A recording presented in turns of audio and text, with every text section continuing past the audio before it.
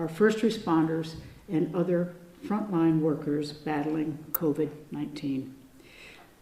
Dr. Lee Norman, Secretary Norman, will not be joining me today because he's part of Operation Kansas Strong, which was built into a previously scheduled KC-135 refueling mission.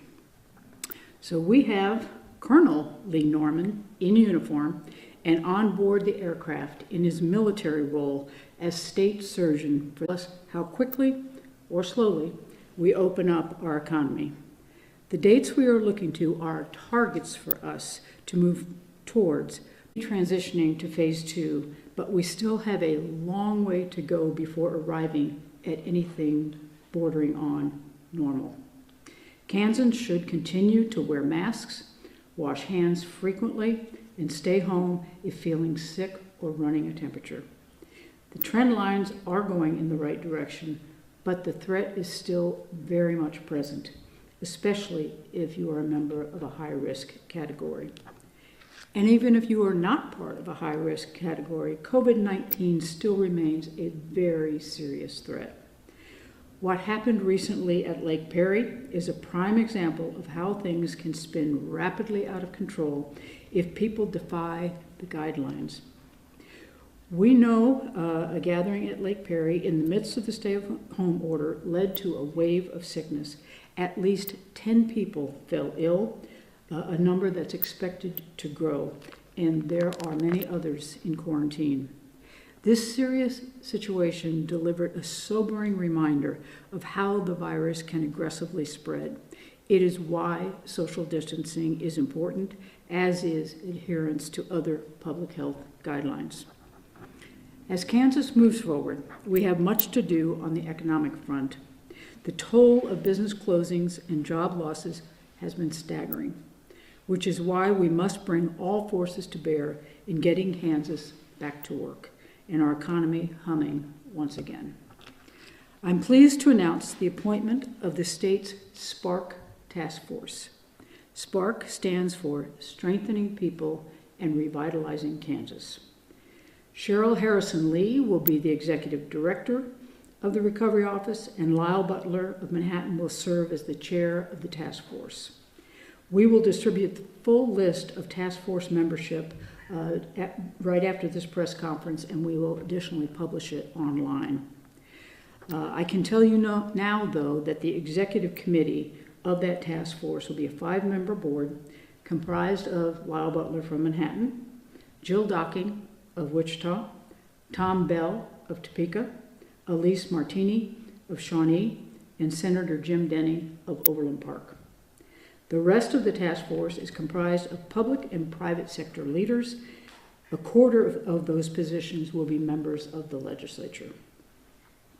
The team is bipartisan and includes industry leaders from across Kansas.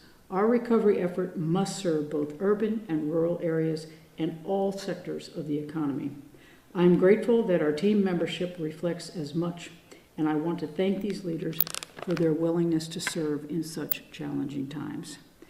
The health and economic challenges COVID-19 inflicted on our state are truly unprecedented, and we must use our collective talents to develop strategies to not only regain what we've lost, but to build a better, more inclusive and resilient economy.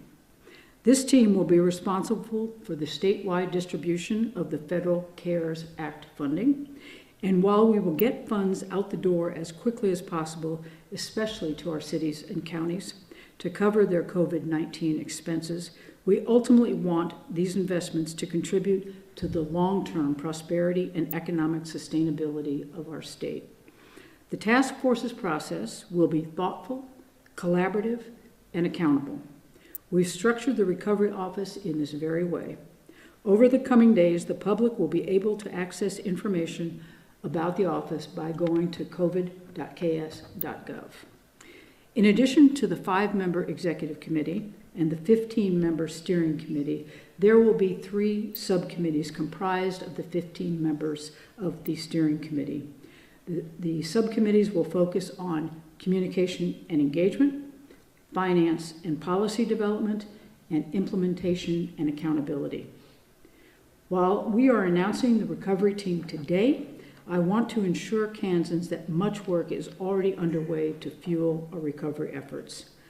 For example, last week I joined KDOT Secretary Julie Lorenz to announce 40 major highway projects moving into the development pipeline, a critical employment tool for the short-term and long-term economic growth of our state.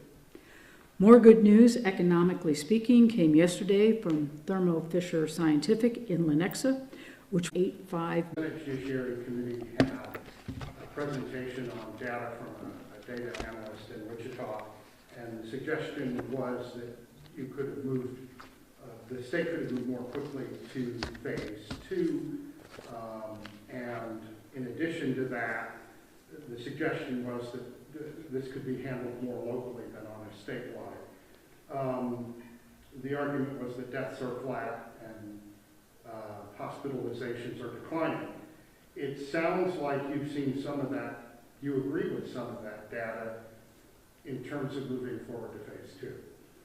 Well, clearly we have seen data that allow us to feel very comfortable moving into phase 2 more rapidly than we had originally anticipated, though in a somewhat modified form. If you remember, phase 2 was going to allow for a maximum mass gathering of 30. We have reduced that, and that is a direct result of what we're seeing on the ground. Things like what happened at Lake Perry, where you had more than 15 people together in an area.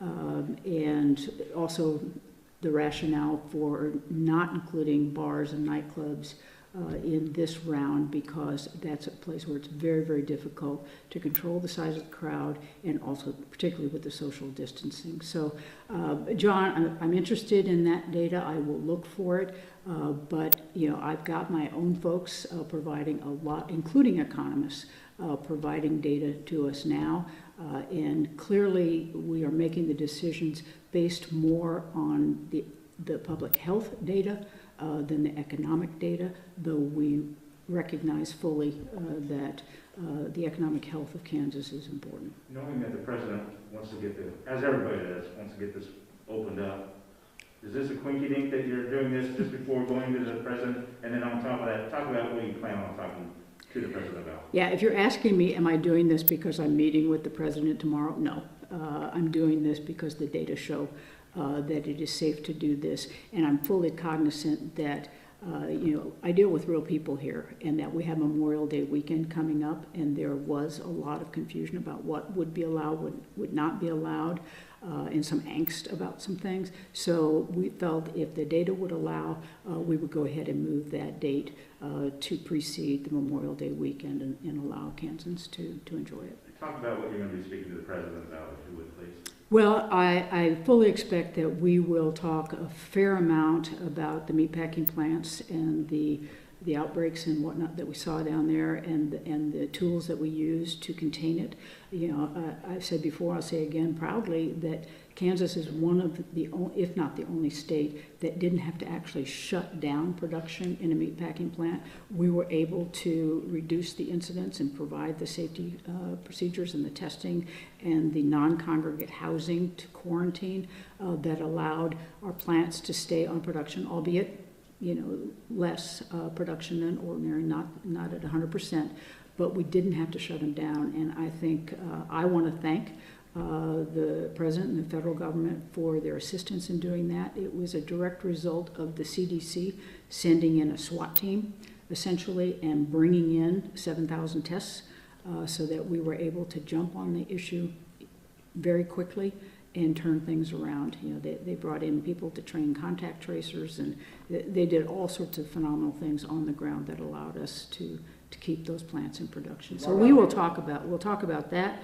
I'm probably going to address mental health issues primarily because yesterday on the White House call, First Lady Melania Trump was on the call, and she was putting out a call for focus on mental health issues, and we've done that in Kansas anyway. You know, we've had our veterans suicide prevention programs going on. We've got our farmer prevention programs going on. We have a lot of things going on. But so much of that is dependent, and the rest of our mental health system is really dependent upon state and federal funding. And so I'll use that as a reason to really speed up the delivery of real recovery funds from the federal government back to the states and locals. Is there anything, regardless of the broad swath of things that you want to talk to him about, you want to pin him down, you want an answer, is there anything specific you want from him, like an answer about the use of, more federal relief and whether that money can be used to help state and federal governments and that kind of thing? Is there anything very specific you want to come out? Yeah, my bottom line, what I hope to achieve tomorrow in meeting with the president is what I think he's already feeling is that he understands that the state and local units of government need assistance well beyond Stimulus 3, the CARES Act, which will allow us to sort of pay the bills for COVID-19, but it does not allow us to backfill any of the revenue losses that both the state government and the local entities are experiencing. And that's imperative if we are going to save not only the Kansas economy, but the national economy. So that's the conversation I want to have with the president. I think he already understands that, and I'm just hoping that he will use his position then to work with Congress and get that done. Governor, there have been multiple cases of people testing positive within the White House. The president and the vice president don't wear masks. The president is taking this malarial drug that studies show is not effective. Do you have any concerns about going into that kind of environment? Well, from what I know, I will get a test tomorrow as I go in. I think it's one of those, quick answer tests that will be given. I will have a mask, and I plan to wear that. And I'm assuming that there won't be that many people in the actual room, so we'll be able to socially distance. I have seen videos of other meetings with governors that the president had, and it looks like there will only be 2 governors and the president. And I couldn't see off camera, so there may be a couple of other people in the room, but it's a rather large room, and I think we can keep our social distance from one another, and I will wear a mask. So I will do what I can to protect myself and others, and I've got to assume that even if there are people in the room who are not wearing masks, that other sanitation protocols are being followed. The president and even some members of our own delegation, Senator Rand and others, have said that there are a lot of quote-unquote blue states out there that have been mismanaged. They cite Illinois, that kind of thing, financially mismanaged, and the federal government shouldn't be in the business of bailing them out given the fact that they were given prudence. Obviously, Kansas is not in that category, but how tough a sell do you think it's going to be in terms of, this is still an unsettled issue, isn't it, regarding the aid to state and local governments? I think it is an unsettled issue, as they all are until they're settled issues. So I think there is still negotiation going on in Washington around this. Obviously it's gotten pretty divided into partisan camps, but a lot of things do. But they have been able to come together and pass 3 previous stimulus packages. So I'm, forever optimistic that in the long run sanity will prevail, and they will do the right thing and provide the relief. Not a bailout. This is not a bailout. I'm not asking for them to take care of any problems that we created by mismanagement or anything. I'm asking them just to help us out here as our revenues decline through no fault of our own. In fact, in some ways, because we followed guidelines that were put in place by the federal government, like extending the deadline for income taxes to July 15th. That just really tanked our revenues for this fiscal year. Governor, how are you going to be able to put politics aside with your meeting with the president, since some Democratic governors meetings have been kind of contentious with the president? How are you going to put that politics aside to make sure you accomplish your goals for the meeting and get what Kansans need? This is not a political issue to me at all. This really is a public health and economic health issue.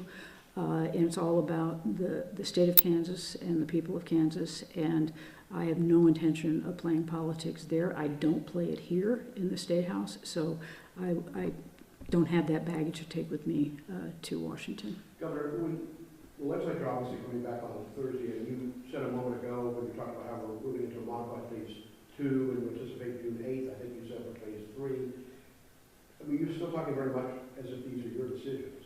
And as you know, the legislature is going to be rewriting the emergency management law. Do you have any very specific lines you want to draw as they prepare to come back in terms of what are your options? If they rewrite that law in a way that you don't think is advantageous for you and future governors, what are your options?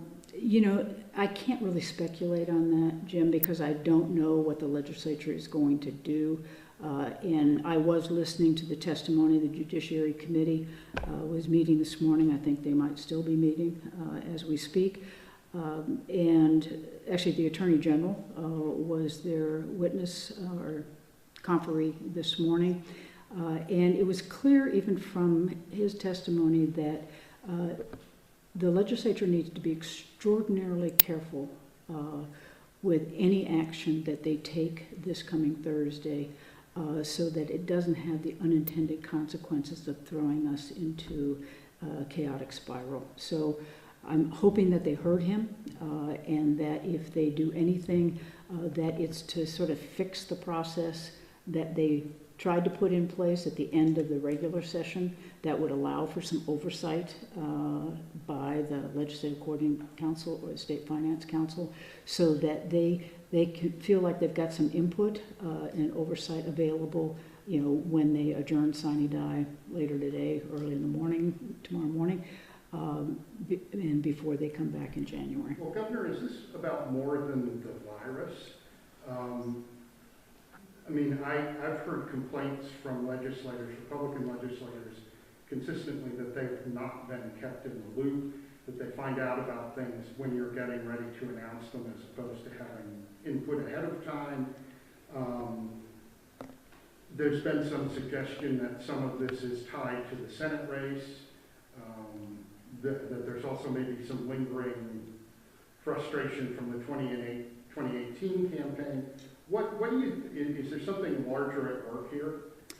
Yeah, John, I wish I had the time and the bandwidth to connive and plot with those things in mind, but we really just don't have that. You know, we have done everything that we can do to include the legislature in this. You know, the fact of the matter is these are executive orders. These are the kinds of things that have to be done through the executive branch. But we have scheduled a weekly call with all, it's open to all legislators and with our local elected officials so that we can talk about these kinds of things. So we have kept them informed weekly. I think we just moved it to every other week starting on the 29th. But you know, you can trust that I've got a staff out there that is, you know, we set up a special email account just for legislators to communicate with our government affairs folks. You know, there is not a person in legislative leadership who doesn't have my chief of staff's personal cell phone and work cell phone and can't communicate directly with him. And most of them have, by the way. So, you know, while maybe, you know, we haven't conducted meetings in public where, you know, everybody could see that we're collaborating, the fact of the matter is that there is a lot of communication going on behind the scenes. Governor, you said there are just things you have to do executively. Give me an example of one of those.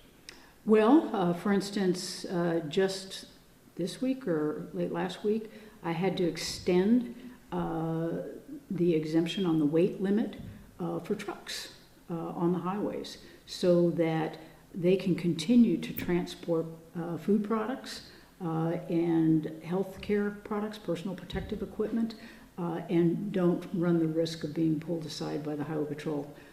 So those are the kinds of things. Do we want to take that to committee and discuss it and then debate it on the floor to decide if we're going to be able to do that, or is that something we ought to just be able to do because it's immediate, it's emergent, and it's temporary? I mean, I think that's the other thing that people have to understand is that all executive orders expire. You know, as soon as the emergency is lifted, or they expire by virtue of the time frame that was put onto them, they're gone. You know, these are temporary measures that are taken to get us through this time. I'm not asking a hypothetical here. I'm just asking a straightforward question. Do what is the governor's authority to call a special session of the legislature? Is that unilateral, is that unbridled? I mean, can you do that at any time? Do you think you have a reason to do so?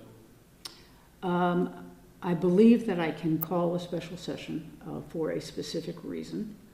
But if the legislature comes back, they're not bound by that reason. They can broaden the agenda. And I believe the legislature can call a special session, but I think they've got to have a 2/3 vote. So this is theoretical. If that bill that you get, whatever they're going to do, is egregious and you think damaging, and you could veto it. I could, and you know, but the problem that we run into, yes, I do have the veto power, and because it's sine die, it would have to be a special session that would be called for them to sustain or override or change the legislation. So the danger that we run into, though, is the calendar. You know, because if they were to pass a very egregious bill, one that I could not sign, that would be on May 21st, the morning of May 22nd. The expiration of the declaration is midnight, May 25th, I believe. And so, you know, trying to, you know, get a special set, it would be impossible. Quite honestly, it would be impossible to do that. So whatever action they take on Thursday is one that we're all going to have to live with. So when would we get, under this new timing, when would you get to phase 3? And then when would you get to phase 4, which is the restrictions? Well, I think we've got phase 3 down as June 8th now, Right. which has moved it up a week from the original June 15th.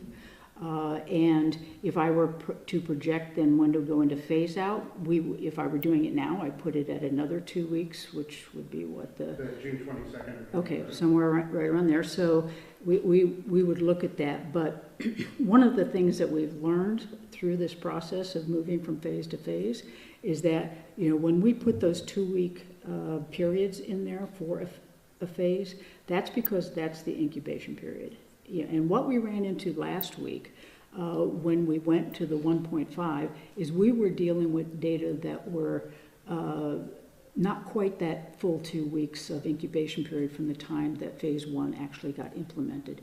What we're working with now is the full 2 weeks of that, which is why we're more comfortable with going ahead and moving into a modified phase 2. So when we set those dates, we've set June 8th, but you know that could change.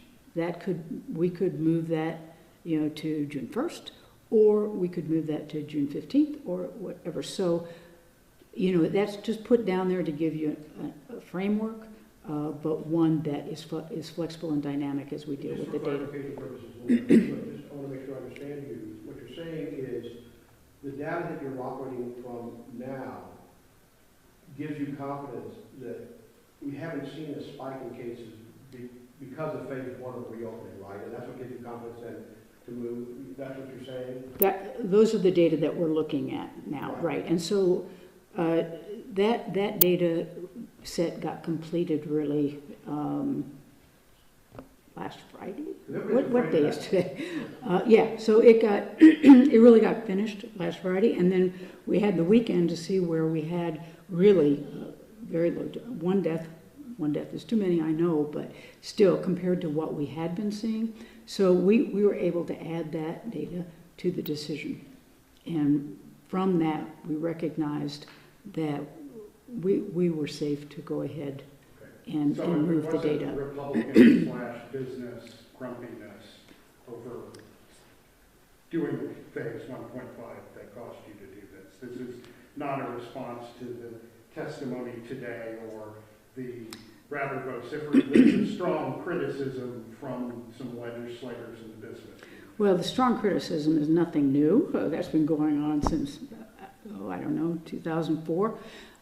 So that part, no, absolutely not.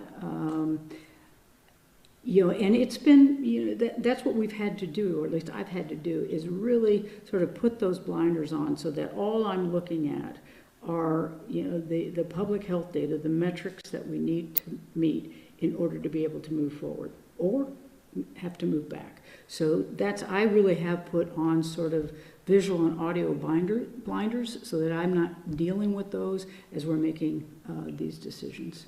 All right, thank you. You're not taking hydroxychloroquine, are you? I am not. And Governor, you don't know how many people, and you don't know if it's going to be a one-on-one meeting with the president, or if it's going to be with another. I know that Governor Asa Hutchinson from Arkansas will also be there. And from other meetings that I have seen where the governor has met with governors, it's been a Democrat governor and a Republican governor and the president. That's been it. Three meeting together. I think it will be the three of us. Okay. There may be some other people in the room, but I don't believe there will be another governor. Okay. Oval office? It'll be in the Oval office?